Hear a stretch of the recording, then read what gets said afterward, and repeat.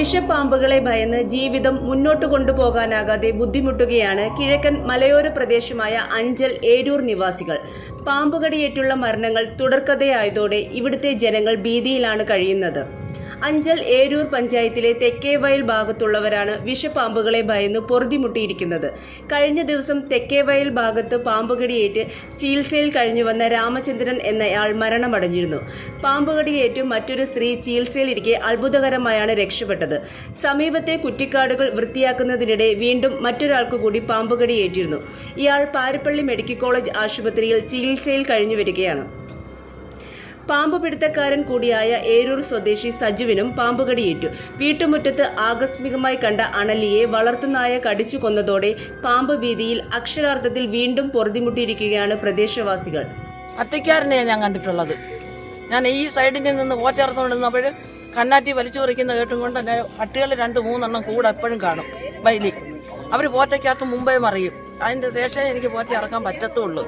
അങ്ങനെ ആ പട്ടി ഓടിച്ചെന്ന് കാട്ടി കയറിയപ്പോൾ ഞാൻ പറഞ്ഞു, മക്കളെ കയറല്ലേടാ, തക്കറു കയറിയ നിന്നെ പാമ്പ് കടിക്കുമെന്ന് പറഞ്ഞു. ഈ പാമ്പ് മേളിലോട്ട് എഴഞ്ഞ് കയറി അങ്ങ് പോവുക ചെയ്ത്. അത് പത്തിക്കാരനായിരുന്നു. 5 വർഷം മുമ്പ് എന്നെ പാമ്പ് കടിച്ച് ഞാൻ മരിച്ച് ജീവിച്ചതാ. എന്നെ അടക്കാൻ കുഴി വരെ എടുത്തതാ. പിന്നെ ഞാൻ അതിൽ നിന്ന് ഒരു രോഗിയായിട്ട് മാറി. ഇപ്പം ഞാൻ വേല ചെയ്യാൻ വയ്യാതെ ജീവിക്കുക, തനിച്ചേ ഉള്ളു. എൻ്റെ വീടിൻ്റെ ചുറ്റും 4 ചുറ്റും കാട. അത് വീട് വസ്തുവിൻ്റെ കാടെടുക്കുന്നില്ല വിളിച്ച് പറഞ്ഞിട്ട്. പിന്നെ 3-4 ദിവസം മുമ്പ് ഒരാളെ പാമ്പ് കടിച്ച് അയാൾ ചികിത്സയിൽ കിടന്ന അയാൾ മരിച്ച്. കാടെടുക്കാൻ വന്ന ആളിനെ പാമ്പ് കടിച്ച് അയാൾ ചികിത്സയിൽ കഴിയുക. പിന്നെ രണ്ടാമത് ഒരു പത്തിക്കാരനെ പിടിച്ച്, ഒരു പെരുമ്പാമ്പിനെ പിടിച്ച്. ഇന്നലെ ഒരു പാമ്പ് ഈ കാട്ടിലോട്ട് കയറിയിട്ടുണ്ട്. ഏരിയ മൊത്തം പാമ്പുമായിരുന്ന സ്ഥലമാണ്. അതുകൊണ്ട് പാമ്പ് കടിച്ചാൽ കൊണ്ടുപോകാൻ പോലും ചികിത്സയ്ക്കൊന്നും ആരുമില്ല. ഈ ഏരിയ മൊത്തം കാടാ. അപ്പോൾ ഈ കാട് എടുത്തു തരണം. ഞങ്ങളുടെ ജീവരക്ഷയ്ക്ക് വേണ്ടിയാണ് ഞങ്ങൾ പറയുന്നത്. കുഞ്ഞും കുട്ടികളെയൊക്കെ നോക്കാനും കാണാനൊന്നും ആരും ഇല്ലാത്തതാണ്. അതുകൊണ്ട് കാടെടുത്ത് തരണം. പരിസര ഭാഗങ്ങളിൽ എന്ന് പറയുന്നത് അഗാധമായ കാടുകയറി കിടക്കുകയാണ്. ഒന്നാമത് റബ്ബർ തോട്ടം, വയലും റബ്ബർ തോട്ടം. ഈ പ്രദേശത്ത് ഏറ്റവും കൂടുതൽ പാമ്പിന്റെ ശല്യവും അതുപോലെ തന്നെ കഴിഞ്ഞ പ്രാവശ്യം മരിച്ചതും ഈ പാമ്പിന്റെ കടിയേറ്റ. അങ്ങനെ നിൽക്കുന്ന ഒരു സന്ദർഭത്തിൽ ഇന്ന് കാലത്തെ ഞങ്ങൾക്ക് ഒരു ഫോൺ വരുന്നു. എനിക്ക് നമ്മുടെ വീട്ടിൻ്റെ തൊട്ടടുത്ത് തന്നെ ഒരു പാമ്പിനെ ഒരു പട്ടി കയറി പിടിച്ചു. പട്ടിയുടെ പേര് പാച്ചു എന്നാണ് അറിയപ്പെടുന്നത്.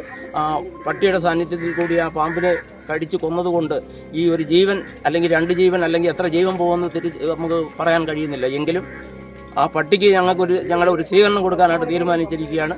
ഇതേ കണക്കുള്ളൊരവസ്ഥ സർക്കാരോ അല്ലെങ്കിൽ പഞ്ചായത്തുകാരോ ഏറ്റെടുത്തുകൊണ്ട് ഈ പരിസര ഭാഗങ്ങളിൽ കിടക്കുന്ന കാട് എത്രയും പെട്ടെന്ന് അടിച്ചു മാറ്റി ഈ ജീവനെ രക്ഷിക്കണമെന്ന് നിങ്ങളുടേതോരോടും ഈ നാട്ടുകാരോടും നമ്മുടെ ആരുടെടുത്തായാലും നമുക്ക് പറയാനുള്ളത് അതേ ഉള്ളൂ. ഇന്നലെയും കാടടിച്ചുകൊണ്ട് നിന്നപ്പോൾ ഫോറസ്റ്റുകാരുടെ നേതൃത്വത്തിൽ പാമ്പ് ചാടുകയും പാമ്പിനെ പിടിക്കാൻ ചെന്നപ്പോൾ അത് ഈ കല്ലുകെട്ടിന്റെ കീഴിലും കയറി. കല്ലുകെട്ടിന്റെ കീഴിൽ കയറാനൊരു കാര്യം എന്ന് പറഞ്ഞാൽ ഇനിയെങ്കിലും പറയുന്നത് DR എന്ന് പറയുന്ന നമ്മുടെ ബ്ലോക്കിൽ നിന്ന് അനുവദിച്ചാലും പഞ്ചായത്തിൽ നിന്ന് അനുവദിച്ചാലും ഈ കെട്ടുന്ന ആ DR മാറ്റിക്കൊണ്ട് അതിന് പോയിന്റും കൂടി ചെയ്ത് മാറ്റിയില്ലെങ്കിൽ ഈ വിടവിൽ പാമ്പ് കയറും, വീണ്ടും ജീവിതം ഇതേ കണക്ക് നഷ്ടപ്പെടും എന്നുകൂടി അധികാരികളോട്. പ്രദേശവാസികളുടെ നിരന്തരമായ പരാതി മൂലം വനം വകുപ്പ് ഉദ്യോഗസ്ഥർ പ്രദേശത്ത് സന്ദർശനം നടത്തിയെങ്കിലും ശാശ്വതമായ പരിഹാരം കാണാൻ കഴിഞ്ഞിട്ടില്ല.